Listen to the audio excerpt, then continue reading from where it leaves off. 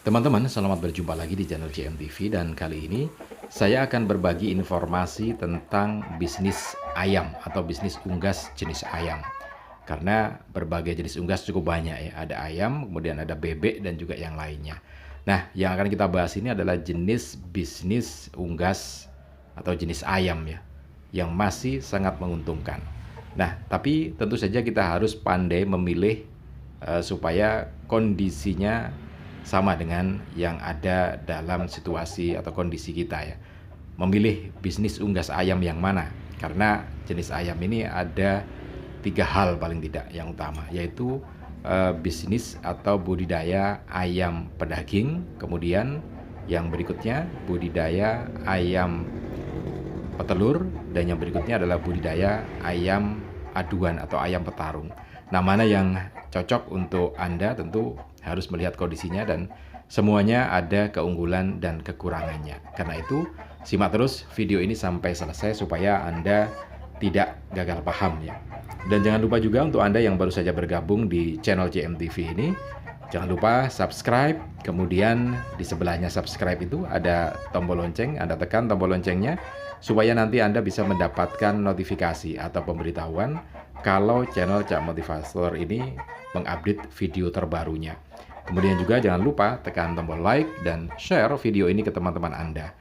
Siapa tahu ada teman-teman Anda atau kolega Anda yang sedang membutuhkan informasi yang ada dalam video ini, sehingga Anda sudah sodako informasi. Baik, segera kita bahas satu persatu tentang keunggulan 3 jenis bisnis unggas atau budidaya unggas ayam ini.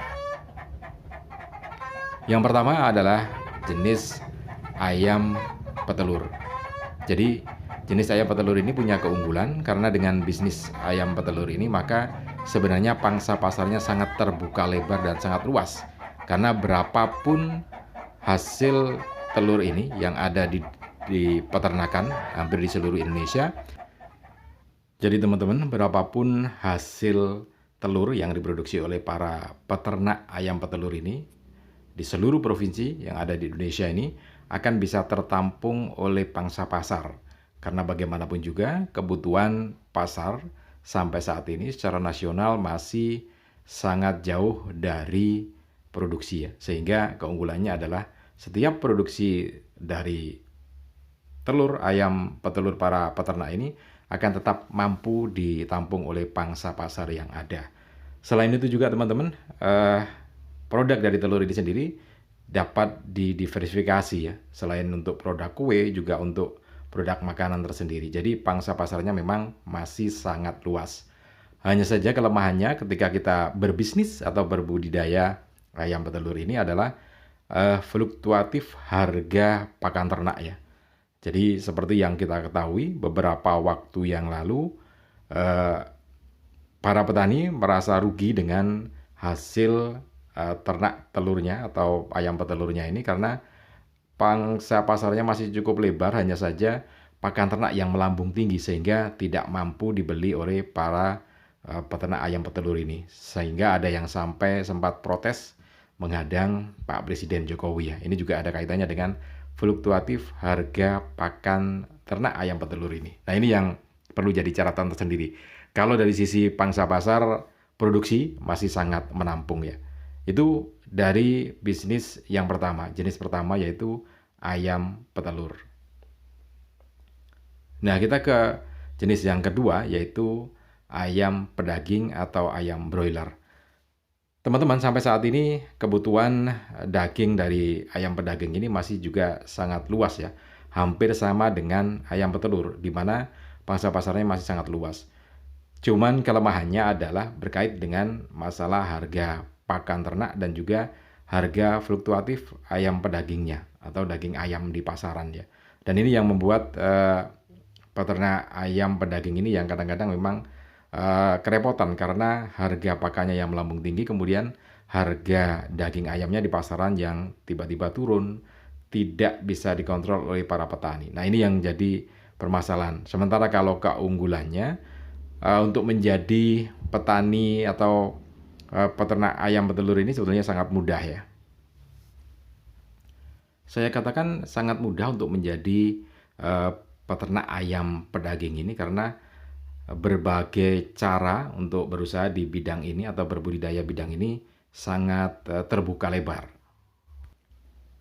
Karena bisa saja para calon petani atau peternak ayam pedaging ini atau ayam broiler ini bisa bermitra dengan perusahaan breeding farm ya. Jadi tinggal menyediakan lahannya, kemudian tenaganya. Sehingga berbagai biaya yang muncul di situ bisa dipotongkan ketika panen tiba. Nah, ini saya katakan betapa mudahnya seorang bisa menjadi mitra untuk beternak ayam pedaging ini. Kendalanya adalah bagaimana merawatnya, bagaimana disiplin untuk merawat kondisi ayam pedaging ketika dia dibesarkan di peternakan itu. Nah, ini yang kedua. Kemudian yang ketiga, ini adalah bisnis ayam untuk kesukaan ataupun hobi gitu ya. Hobi karena kalau kita lihat ada banyak ayam yang dipiara gitu ya. Untuk hobi misalkan ada ayam kate, itu juga hiasan gitu ya.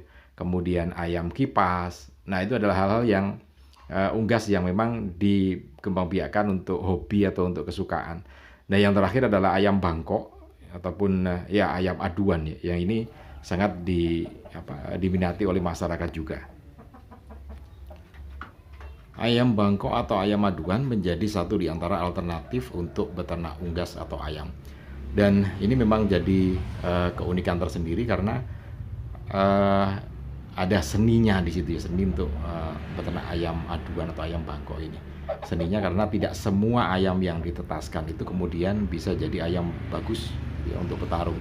Tetapi ada seleksi tersendiri, ada standar, apakah itu sayapnya, apakah itu kakinya, apakah itu paruhnya gitu ya, dan juga yang lainnya. Nah, ini ada seni tersendiri di situ. Meskipun memang tetap saja punya kelemahan karena dalam hal jual beli ini agak tidak sebesar pangsa pasar ayam petelur dan juga ayam pedaging. Karena kan ini berkaitan dengan hobi atau kesukaan seseorang, sehingga transaksi jual belinya juga tidak seintensif ayam petelur dan juga ayam pedaging. Tetapi harga jualnya per item ayam ini menjadi lebih tinggi. Karena bisa jadi untuk ayam bangkok misalkan yang cukup bagus bisa mencapai harga ratusan ribu rupiah gitu, bahkan sampai jutaan. Tetapi untuk yang standar saja bisa ratusan ribu. Kemudian yang jelek ya tentu saja tidak bisa dipakai ya, karena akhir biasanya berkaitan dengan kondisi kaki yang kurang bagus, kemudian juga kondisi sayap yang juga tidak bagus, kemudian postur tubuhnya sendiri, ini juga menjadi pertimbangan tersendiri.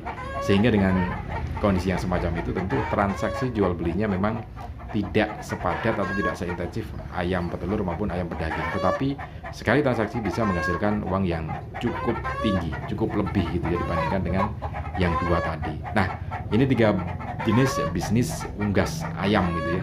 Ayam petelur, ayam pedaging, dan juga ayam bangkok atau ayam aduan. Nah, silakan mana yang tepat untuk Anda, untuk bisnis Anda bisa dipilih.